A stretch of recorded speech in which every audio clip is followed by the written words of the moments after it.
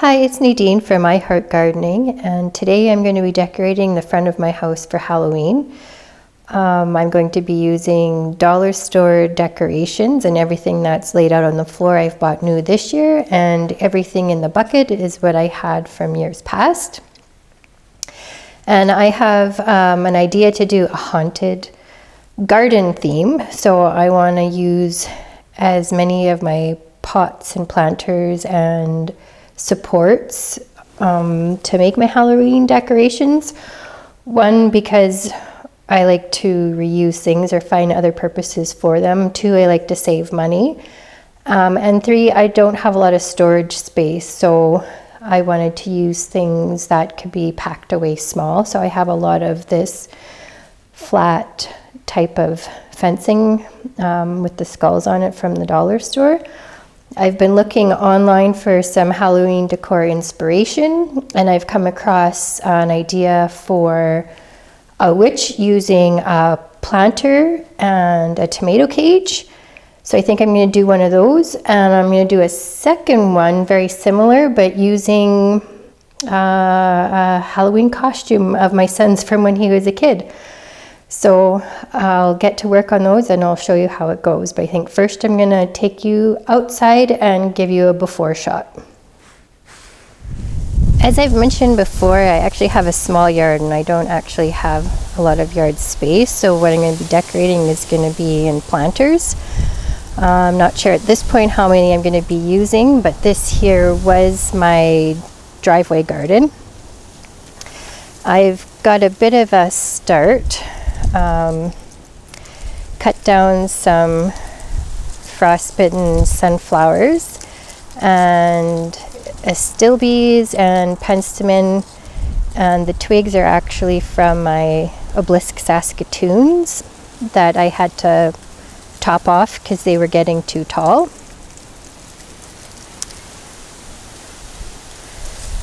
And this is the area the kids are going to see when they come to my front door and trick or treat. So I have an idea for this support. I'll have to see if it all comes together in the end. And this is really the garden area here. So I've got some plastic dollar store tombstones, and I'll edge this with the skull fencing. And I've done a bit of prep in this planter as well. Again, just cutting down some twigs from my obelisk saskatoons, but in here I've got some dried liatris, bugbane seed heads, and Ligularia Othello. So I'm just kind of going for a creepy feel. I realize I forgot to put this planter away when I was cleaning up, so I still have some Swiss chard here. I'm not sure what I'm going to do with that yet. I plan on putting my tomato cage, witch, and ghoul up here. I've got one planter kind of started, at least I had some ideas here. I thought maybe I just might put a skull in there. We'll see what happens here. I got those black and red roses last year, and then I do have a wreath for the door that I bought at a Halloween store. So that's before. We'll get started putting things together. Okay, this is what I've come up with, and I'm kind of laughing. It works, I guess. Not perfect, but I'm thinking it's going to be dark out, and you're not going to notice a lot of details.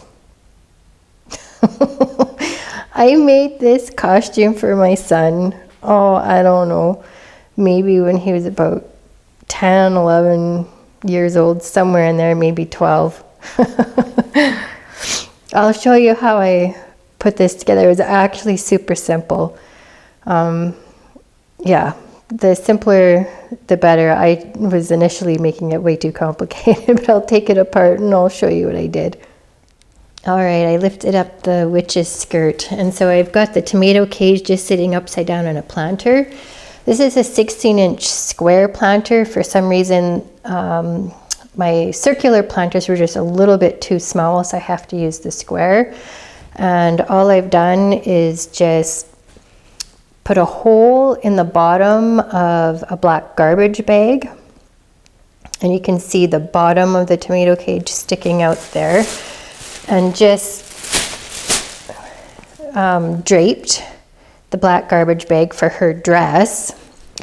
And then to make her some arms, I just tied 2 garbage bags together and then tied those around the bottom of the tomato cage to make her arms. And then I tied the bottoms of her, I guess, which would be sleeves, to kind of add a bit of definition for her arms. So her dress is not fancy. For her head, all I've done is used a plastic plant pot, stuck it upside down, and this is a dollar store mask. It comes with elastic band, just wrapped it around the plant pot. It's not a full mask, but I thought that would be creepy enough anyway. And then just to top her off, just the witch's hat. And this hat had a veil, so I thought it would kind of hide the mask. Anyways, not bad for quick and easy decoration. And for, I don't know what you call this, demon or ghoul or undertaker, very similar idea here. But he needed a coat hanger for some shoulders for this kind of dress, I guess he's wearing. And I just happened to have this black wrought iron plant holder that just worked to hold the bottoms of the tomato cages together. Hung the coat hanger from there. Same idea, just a plastic pot for a head and this mask with an elastic band right on top. And I knew I had this costume with this mesh kind of a face, so I knew I was going to kind of cover up any of this stuff. So maybe I'll get this hood on because I'm going to need 2 hands. Hang on a sec. I guess he's a Grim Reaper because he's got this pointed kind of hood at the back. And then all I have is this neck collar that goes around. I'll get that on and I'll move these outside to the front step. Okay, I'm all done decorating and I think my vision of a haunted garden worked out. So I was able to use my planters to stick in these decorations, which are kind of flimsy, so it'd be harder to stick them in the ground. In this way they're in loose soil. This is my second planter, just with some skull fencing. So using my plant supports, my planters. And I used a trellis here to hang up a decoration and display a light up pumpkin. I have one more decoration over here. He's never facing the right way though. Creepy looking guy.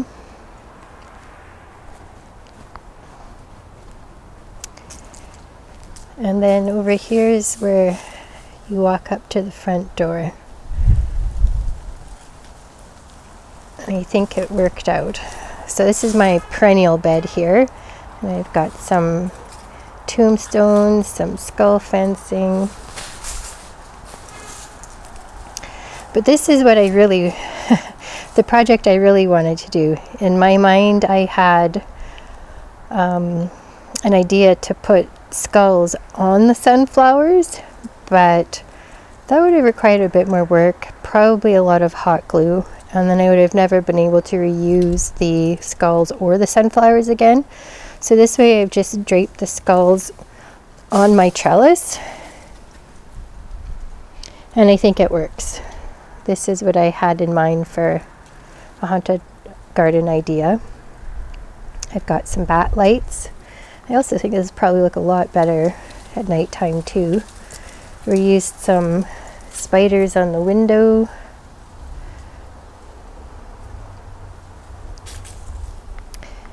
I ran out of decorations. I wasn't able to add anything to this planter other than a solar light. I did end up using the Swiss chard planter. I just kept the Swiss chard in there, added some flowers, a solar light, and a spider.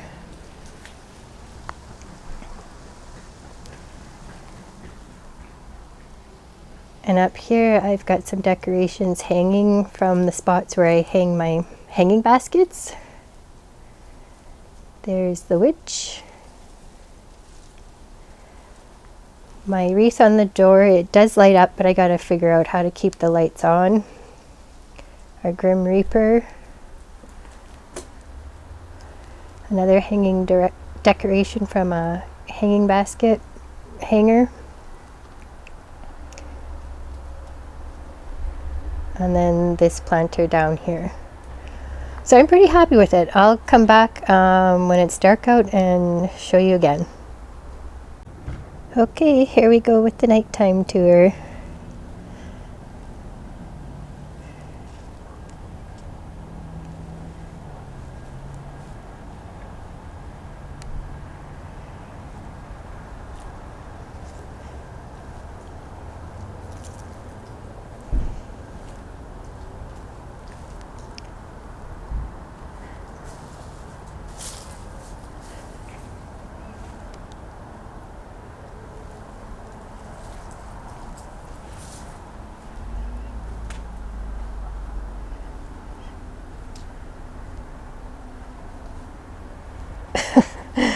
Oh God, there's Hank in the window.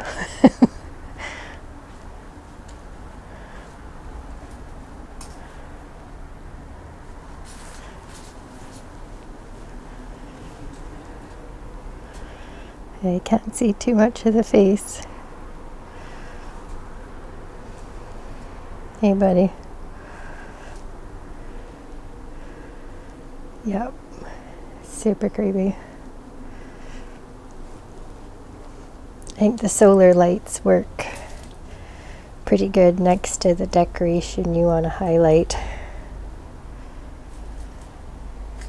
Got the spider there next to that one. This solar light was in the garage, didn't get charged up yet, but that should be on by tomorrow. I think the spiders look pretty good actually. I put them on both inside and outside the glass, so it gives it a good effect.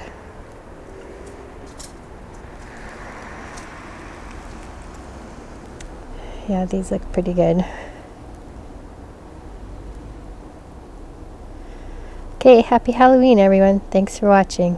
Bye bye.